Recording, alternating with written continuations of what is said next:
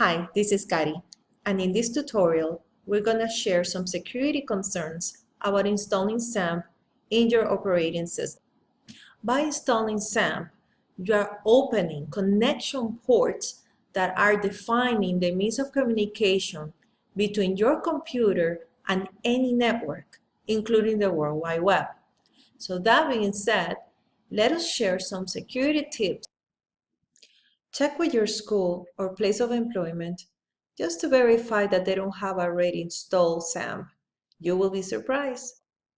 Consider the use of a spare laptop dedicated to run the PHP code and yes, having the XAMPP installed. Another idea will be to have a partitioned hard drive or a dual operating system in your computer. When you are working with the code in PHP and you have XAMPP open, make sure that at the end of your session that you stop the port connections and then you exit the application itself. So in other words, do not leave the ports open. In XAMPP, and again, in further tutorials, we definitely want to show you how to do this. You also want to limit the number of ports that are open during a PHP session. And you are going to see that in our system, we're going to run it using one port, the port 80.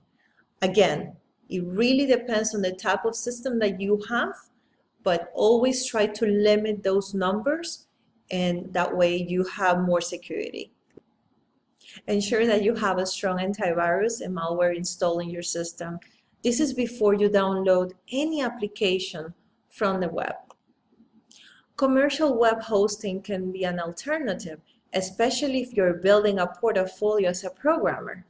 Then you want to test all of the code in your website, make sure that everything is top-notch, and yes, you can even have your own domain name and have your website already prepared for the future.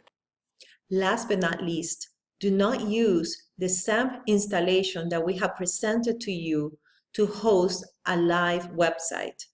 This is really critical because you're only using this installation to run and test PHP code. We hope you found this tutorial helpful, and please subscribe, ask any questions, and once again, thank you so much for watching. Happy coding, everyone!